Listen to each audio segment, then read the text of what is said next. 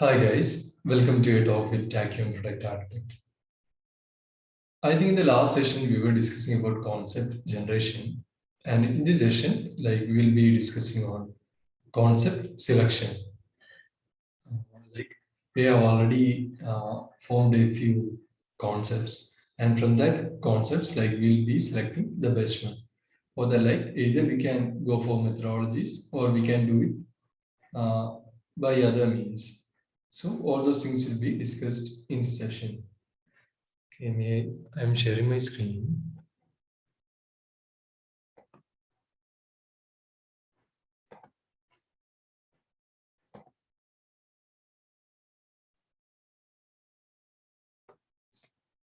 Okay.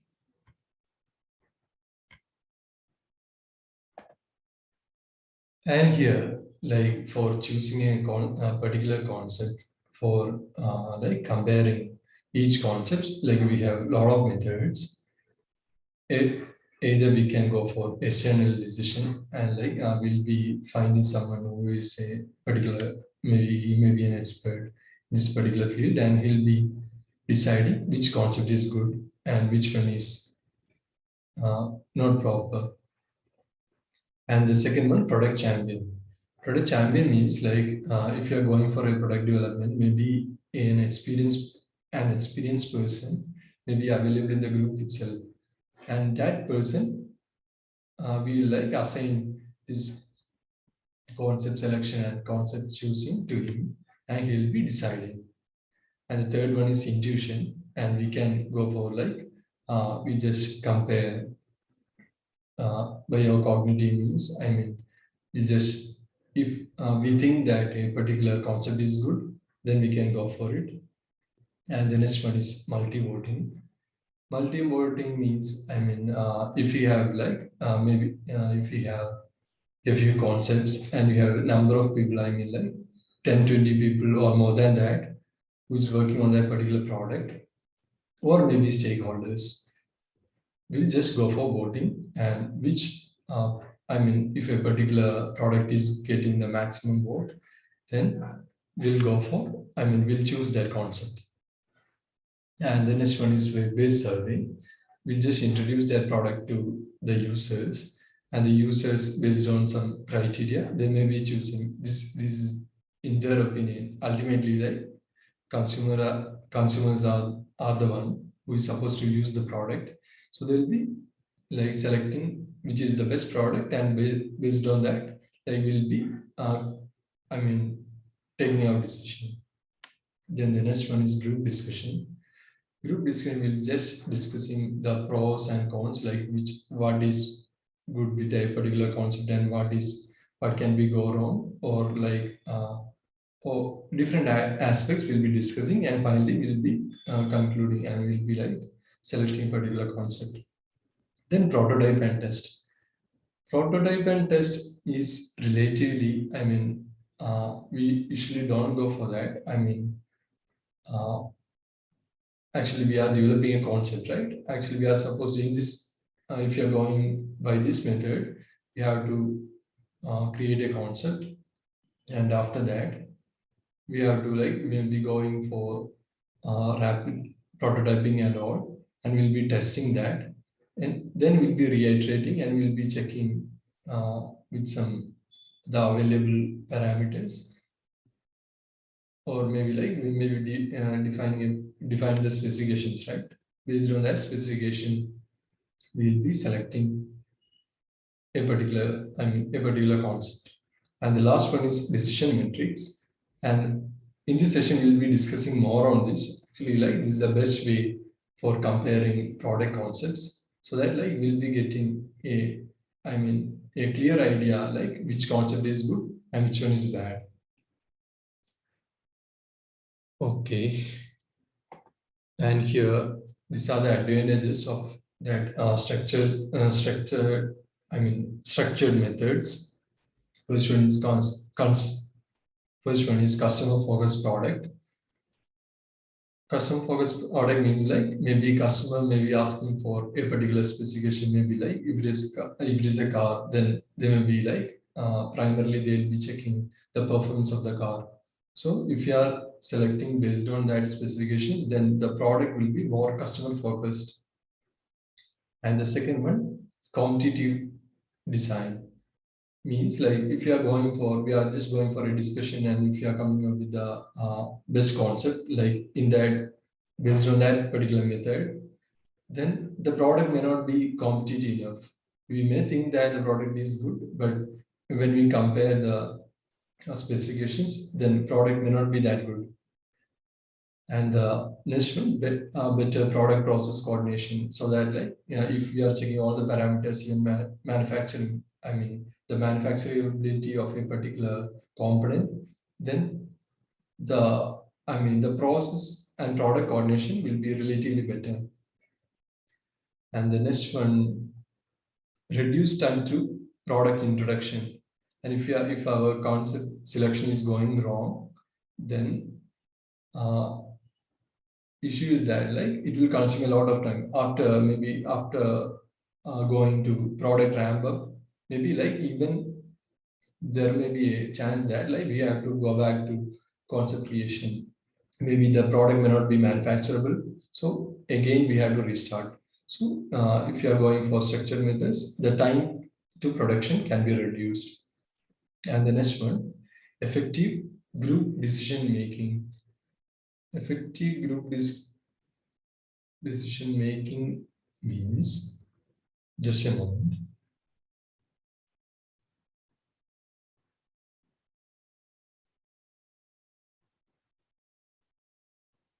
Okay.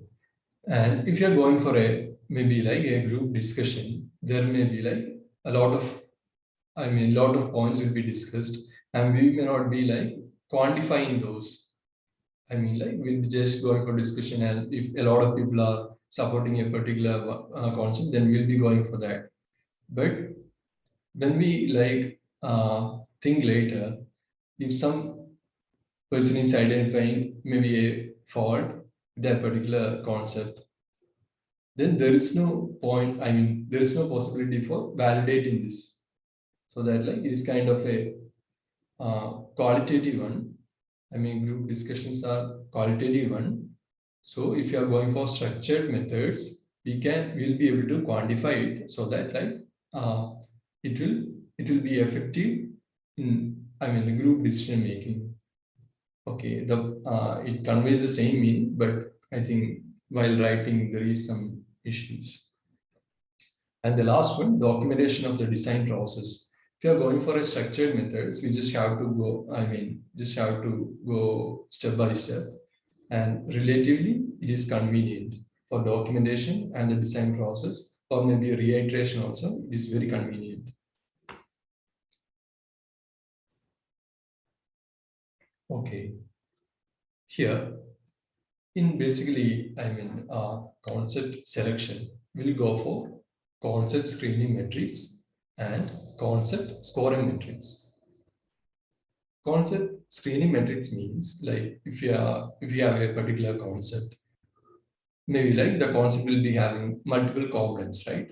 I will be just checking whether we need to develop each and every component, or maybe like if you are developing a particular new component, then there may not be any advantages by doing so. So we'll be going for, we may not be like considering that particular part in concept selection.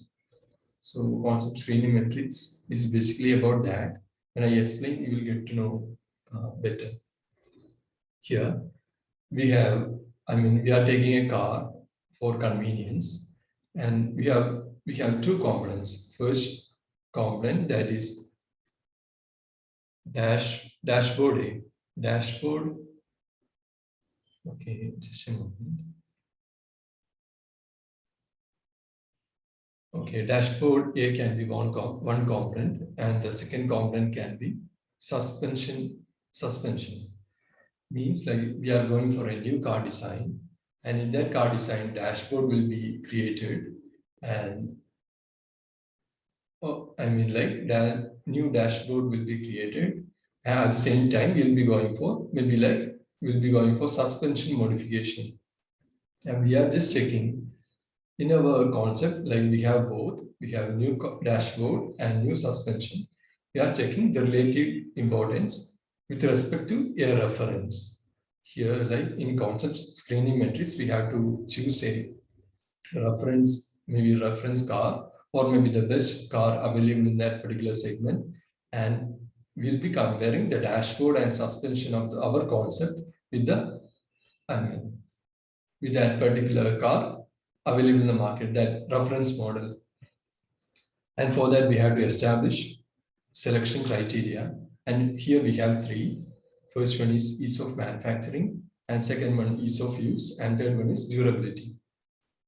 Here, ease of manufacturing, we have 0, plus, and minus. 0 means there is no change with respect to the reference model. Plus means there is an advantage with respect to the reference model. Negative means we don't have much advantages, and maybe like the concept is inferior. So here, when we are taking dashboard of that particular car, ease of manufacturing is 0. 0 means, I mean, there is no difference between the reference model and our dashboard while we are comparing the ease of manufacturing. And the second one is ease of use. Ease of use is relatively better for our model, and durability also relatively better. So we are giving plus plus. And when we are going for suspension, the next component, the ease of manufacturing is same, ease of use is same, durability is same. There is no much difference. And after that, we'll be counting all those plus, 0 and minus. We have 2 plus for dashboard and 0, 1, and number of, I mean, disadvantage is 0. And for suspension, number of 0 is 3. There is no change at all. So when we take the net score, the dashboard, for dashboard it is 2, and for suspension it is 0. And we'll rank as like dashboard is 1 and suspension is 2. Means here there is no point in going for a new, I mean, component design, I mean, for suspension, but for dashboard, there is a relative advantage. We have net score 2. So we'll be going for a new dashboard, and we'll be like keeping the same suspension, and we won't be changing the existing suspension. So basically this is about concept screening. And here if we have a new component, and we'll be based on criteria, we'll be giving plus, minus, and 0. And after comparing and after calculating each score, we'll rank based on the net score. And next one is concept scoring matrix. In concept scoring matrix, we'll be considering the relative importance of each selection criteria. I mean, in the previous case, we just gave plus and minus, and we are not comparing whether like related to 1 plus, there is no plus plus.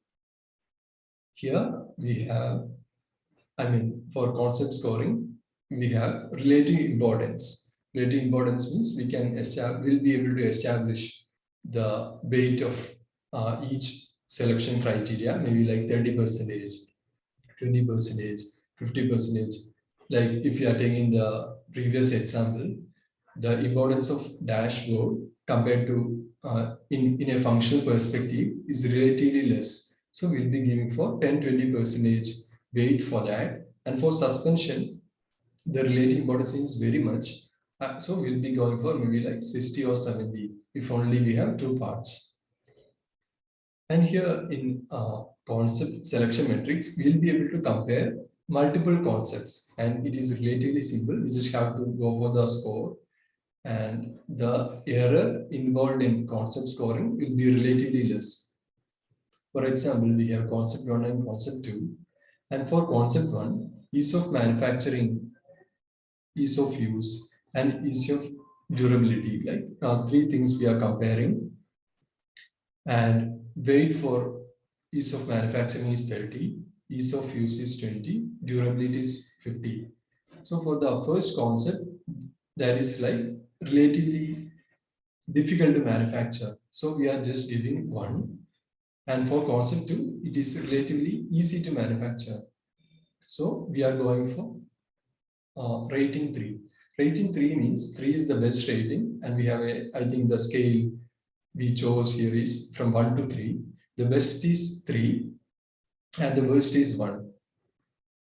And when we go for ease of use, it is the concept 1 is okay, but concept 2 is relatively better. So we are giving 3 for concept 2, and durability is relatively better for concept 1. So we are giving rating 3, and for concept 2, we are giving rating 2.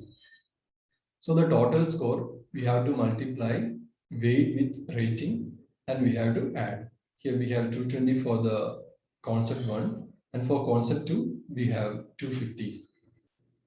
Means when we take the total score, the score of, concept 2 is better. So we'll be going for concept 2. And this is the way, like, we'll be able to take multiple concepts. Maybe like if we have 10 concepts, then we'll be comparing the total score of each concept, and we'll be evaluating that, and the particular concept which is having the maximum score will be selected. So this is basically about concept selection. It's a relatively simple process, and if you are going for structured method, we'll be able to easily, like, we'll be able to compare, and we'll be able to come up with a decision with less error. So it is all about concept selection, and rest of the things will be discussed in the next chapter. Thank you.